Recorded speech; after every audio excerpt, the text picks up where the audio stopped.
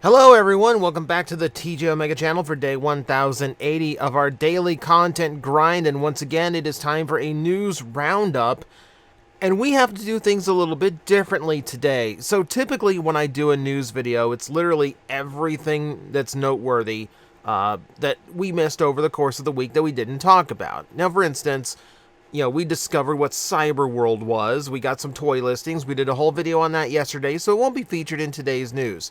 And obviously there's a lot of news coming out because Transformers 1 is less than a month away now. However, Takara told me lost their minds and announced literally everything.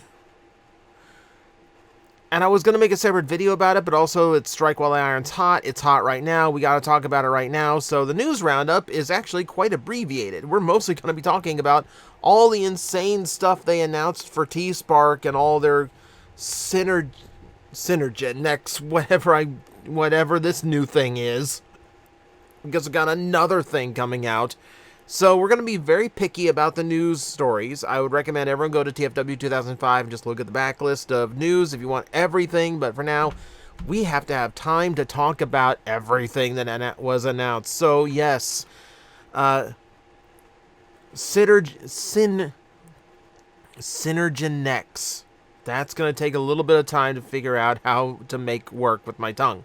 So they announced a whole bunch of things with Project T-Spark and a whole bunch of new collaborative crossover stuff. One-of-a-kind pieces we're getting out here. And yeah, Optimus Prime as a shield Liger is a pretty big way to start this. So Synergenex seems to be this perfect blend of different toy lines and franchises, similar to crossovers, but Takara's got their own way of doing things like that. So rather than create brand new characters based off current IP, they're actually incorporating major characters into it, kind of how Transformers and G.I. Joe crossovers work. So let's see here. This is the one that scares me the most. Well, actually, I know I'm lying. I'm lying because I just remembered one we still have to talk about. But this one frightens me a lot. Synergenex T-Spark Shield D Prime. It is a transforming Shield Liger. Shield Liger looks fantastic in beast mode, in robot mode. Yeah, it looks like a Leo Prime style. It's an interesting shape because I'm looking at it and I see, okay, obvious things. The front legs become the arms. The back legs become the legs. All of that's easy, right? I do notice that the shoulders are at a different height to the head than they are in beast mode, which means there's some extra transformation in the torso. Obviously, the hips are very different in beast mode to robot mode, so there's obviously a lot more transformation going on here than what is otherwise a pretty simplistic and what looks like an obvious transformation method. There's going to be tricks to it. It's not going to be that simple. What scares me about this, what is terrifying to me about this whole thing, is the fact that we have Diaclone's logo in the mix. That's terrifying, because Diaclone stuff is crazy expensive. So far, it seems that the only announced component that is going to be in there for Diaclone is Diaclone driver figurines are going to be able to fit inside the cockpit. And I presume it's going to come with one because Zoids typically need pilots. So this could be expensive. If this is built to Diaclone standards and it's built with Diaclone construction in mind, this could be a very expensive piece. I'm warning you right now, this could be like a $200 piece. And beyond that, I'm looking over and just taking in details, and like, you notice how like the weapon that's just kind of floating in the middle is a section of the back removed? So it looks like he's got a built-in weapon. The weapon itself even looks like it has its own cockpit. I don't know if it fits two drivers. That'd be fun. But no, like, this is immediately interesting to me. I've got a friend of mine who is also really big on Zoids, so this made him lose his mind too. I'm very, very fascinated in how this thing's going to turn out. This is just looking amazing. And if this is just like the start, if this thing sells well enough, they won't make this a one-off thing. They will keep going. There are so many Zoids and Transformers to combine together. I think the first thing people thought of is like the Genosaur and Megatron combined, because giant cannons. I am looking forward to this so much. I am looking forward to this so much. What else did they have on tap? Yeah, coming in 2025. Then they showed this, and everything in my brain exploded at the same time. Transformers and Godzilla crossing over. This is one of those things where it's not supposed to be possible because Godzilla is Bandai. And somehow Transformers gets to do this. And then this happens. So you remember those Street Fighter Transformer toys they did back in the day? Do you remember that one they did around the Titans Return era, where it wasn't actually the Street Fighter characters as Transformers? They were sold and marketed as the Transformer characters, basically dressed up as the Street Fighter characters. They're doing the same thing. Optimus Prime here is inspired by Kiryu, what a lot would call Mecha Godzilla. And that just means he's gray. He's just gray. He's got a little bit of difference, a little bit of like this dark translucent blue going on. He's got, yellow weapons, but he's just gray. It is so bad looking. It is so boring. This is almost like if they did a figure based on like how Optimus looked in the final episode of Season 3, when like he's coated in silver to prevent the hate plague from infecting him. He looks like that, but you never see a toy like that because that's so boring looking. And they didn't pick up the hint on that one. And then this happened. And this got me really excited. Okay, makes sense that they would reuse the Grimlock mold in order to make a Godzilla Transformer. Okay, I will accept that. They went and did the extra head. That has got me a little bit interested. And then some extra pictures came out. Synergenex pictures for this. They are potato quality, but they show the beast mode. And it's just a black Grimlock. It's just a black Grimlock. They did not... Takara, who is known to go extreme lengths just for the sake of making something slightly different and slightly more show accurate, put in absolutely no work to actually make this toy, which might be the only time a crossover like this ever happens, actually look like Godzilla. They left some translucent blue on his neck, and that's about it. That's about it. I could have accepted this. I really could have. You give him, you retool him to have beefier arms in beast mode. You retool him to have the spines going down his back. You retool him with a different head. I would accept that. Incredibly lame. And then, yeah, here's the Optimus Prime. It's blue in vehicle mode with a green tanker for reasons. It doesn't look good either. Takara, I normally put Hasbro on blast because there's an outside chance someone from Hasbro is actually watching. No one from Takara is actually watching. I'm still going to direct this at Takara. This sucks. This absolutely sucks. You had such a great opportunity here, and this is how you chose to go about it. This sucks. Here's the thing. I'm going to play devil's advocate for a bit, just because, like, that means I'm going to, like, defend the side that's obviously in the wrong. Okay? But just for the sake of argument, I'm going to mention that it is entirely possible that the only thing they have the rights to is the logos and the names, and everything else just has to be kind of close to it.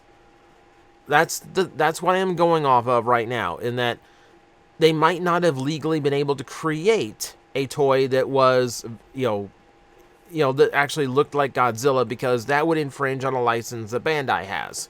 So this might be as close as they were able to come, because of obviously this is not Takara's usual turnout. You know, Megatron, okay, they gave Grimlock a Megatron head, okay, fine. That, you know, who remembers the fall of Cybertron prototype, like the gold Grimlock that had the Megatron head? Remember when that almost became a thing? Somehow it came back.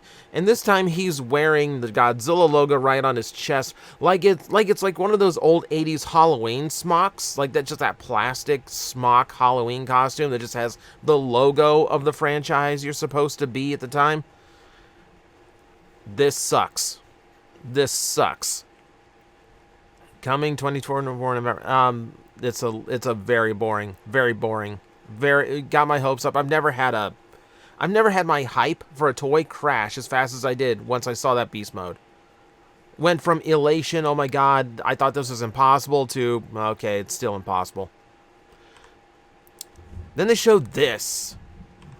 Transformers doing a Macross 7 crossover. Now, this is not the original Macross, so do not think we're going to get a modern or Masterpiece Jetfire or anything. That is not in the works. Macross 7 is this, this is the main mecha. I actually had this toy, and it's actually a really, really cool looking figure. Like one of the cooler looking Macross figures. Getting this as a Transformer is going to be exciting, and apparently the prototype's already in the works because we got silhouette and everything.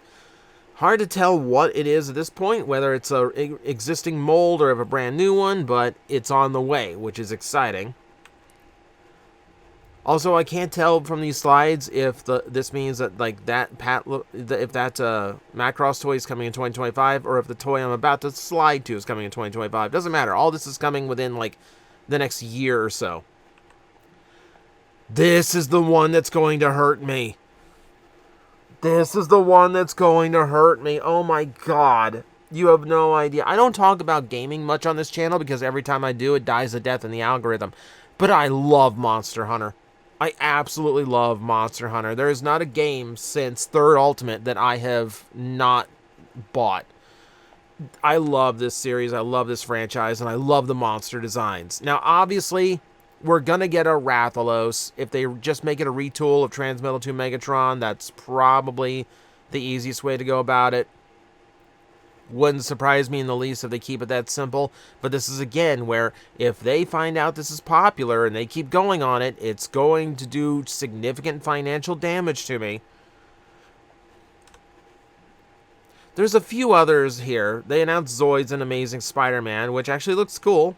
You know, it's a Zoid spider that actually, comes with a little Spider-Man figure, and there's a symbiote Spider-Man version too. So Zoid's going and doing its crazy things as well.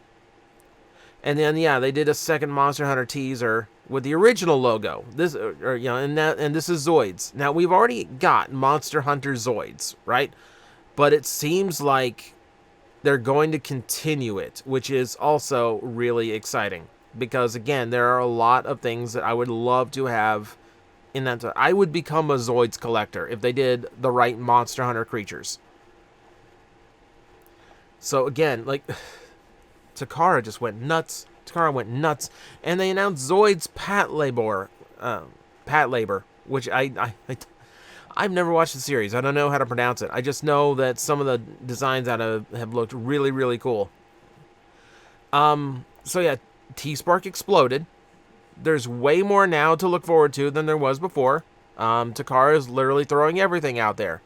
And that pretty much is what's going to dominate the news for the next week. Now, I was already making plans to just spend this week doing reviews and essentially take a week off from like coming up with new videos and spreading out the topics. And then this happened, so now I'm second guessing it, because now I just want to do, what Zoids do I want to see as Transformers? What Monster Hunter monsters do I want to see as Transformers? Now we have a lot of interesting stuff to talk about. So we might say, well, that might be this week, or I might go back to my original take the week off and just do a bunch of reviews plan. We'll see.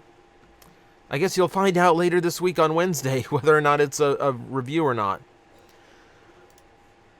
Let's get on to actual Hasbro news. So, we found a listing for Studio Series Deluxe TF1 Elita 1. I think we had deluxe listings for the rest of the principal cast. It's nice to actually know that Elita 1 is not going to miss out on that.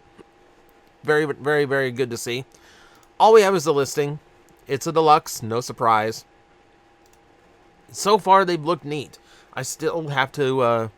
I'm waiting on one thing to come in at Big Bad, and then I'm shipping out my my loot, which includes the Optimus Prime from Studio Series. So I will determine then whether I will be excited over the rest of them. But no, good to see she's not being left out. She's being held back for a few waves, so that's cool. We also have more Transformers 1 news. Of course we do. I've opted to leave out all the poster stuff, because it seems like every week there's 12 new posters for this movie.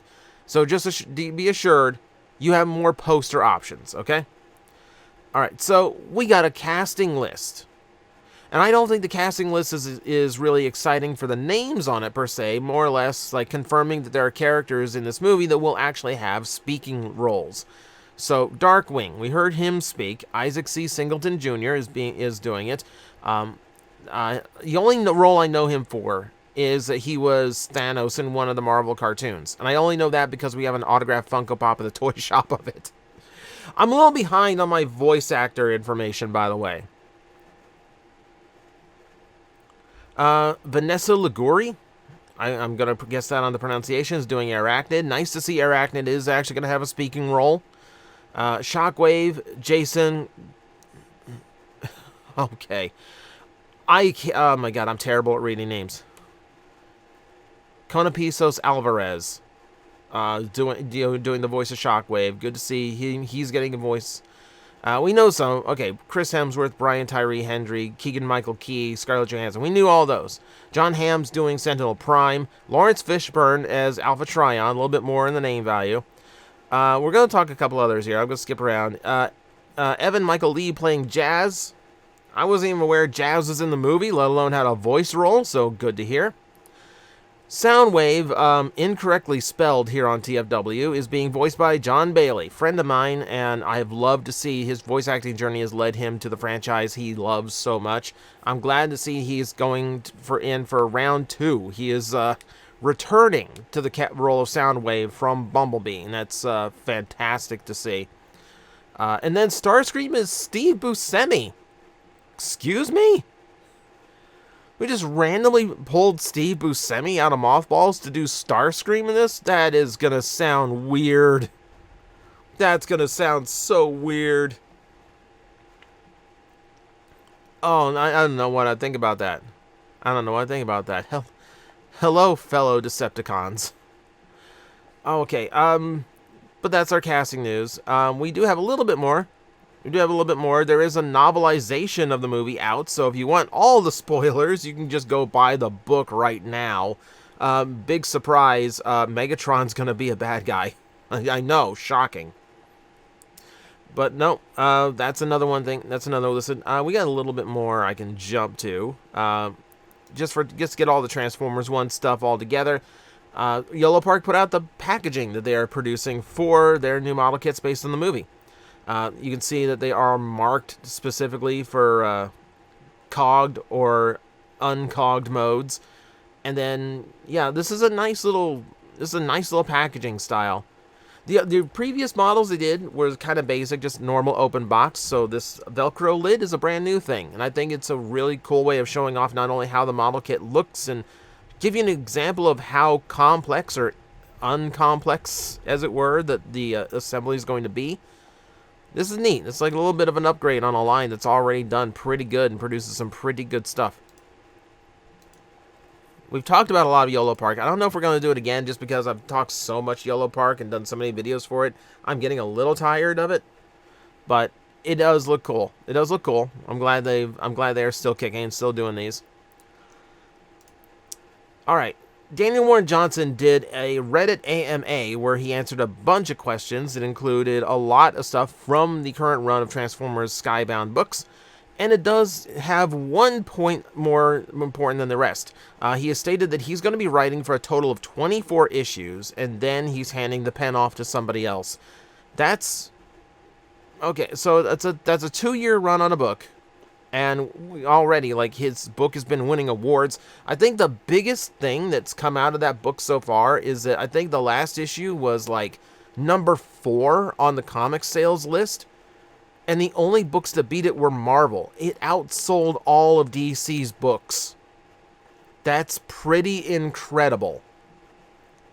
It speaks of how good that comic book has been. Yeah, it also mentions they're keeping it strictly G1. He's also very attached to the 86 animated movie, so there's that. So obviously this is why we are very much basing this on the origins from the original G1 cartoon. We've expanded greatly from where that started, though. Yeah, so this is like a nice little confirmation of a few things. It's nice to know he's going to be sticking through for 24 issues. Looking at how it's structured, I assume he's already got the entire story laid out for what that's going to be. And then it's just fingers crossed and hope that the next person who picks up the pen can follow his lead and keep up the momentum. Because this is doing things no Transformer book has done in the past, and it's amazing to see.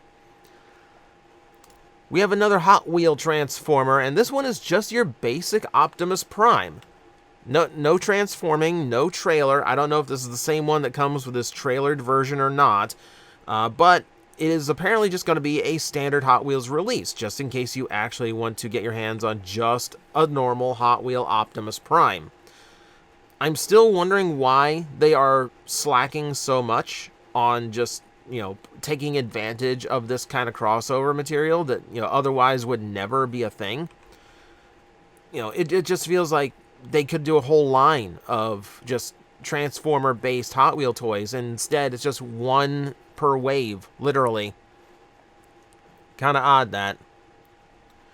On the opposite end of the collector spectrum, MDLX side swipe is now in hand. You can see it out of the box and see all the photos of it. People are now actively showing it off. MDLX is always a fantastic line. It's always just incredibly well painted, detailed, sculpted, articulated. There's really, if you just want an action figure Transformer with no, transformation engineering getting in the way of an action figure experience, this is a really solid line to go for. And fits in right in scale with your Bumblebee and your Prime. Bumblebee still looks a little bit weird with the rest of them. I feel like his aesthetic kind of went off the rails, but the others look fine. The others look really cool. I'm not sure if I would even get it. Sideswipe is not one of my highest characters on my list. It is a really good looking figure though, so I'll give it that. A couple small ones to finish us off for this news roundup. Beast Wars, the album, is finally available after being delayed previously. So the opening theme, The Probe, Possession, Into Battle, The Web, Other Voices, Fallen Comrades, Guerrilla Warfare, Call of the Wild, The Low Road, One Unusual Planet, Victory, Spider's Game, and closing theme, all now available in your favorite streaming services. So if you want to hear those unadulterated by sound effects and voice acting, there you go. Because the series did have some good music. There was a lot of explosions over it, though, so nice to see we can actually hear it for ourselves. And to finish us off, Burger King and Chili have actually promoted the upcoming toys for their kids' meals. So here we go. We finally have... I can't zoom it in. I can't zoom it in. It's just going to be small. Now we finally get to see some promotion for the Burger King kids' meal toys for Transformers 1. And again, it does kind of confirm... no Megatron. He's in the poster. That's going to be apparently what this looks like a Burger King crown, but he's in the poster here, but he's not one of the toys offered. You get figurines of the three main heroes and then vehicle mode versions. Now, I see Optimus Prime with a launcher plugged into the back. I see Bumblebee, which we know is a pullback motor. Elita 1 actually has me the most interested because she's got a Beyblade ripcord on her. So she might actually be the fastest of the three. We know that the gimmicks on the robot figurines are pretty simple. It's just little arm raise triggers and things like that. But honestly, I kind of want that Elita 1. I kind of want Elita 1 to let it rip. And with that little bit of silliness, we're going to close it out. That is your Transformers news for the week. Like I said, it's not every story this week because Synergenex kind of took up everything. And it's really the thing to talk about. So, yeah. And even then, we've gone long. So, there we go. There's a little bit more if you want to go back to TFW and see it for yourself. But that's what was worth talking about this week. So, thank you everyone for watching. I will see you next time.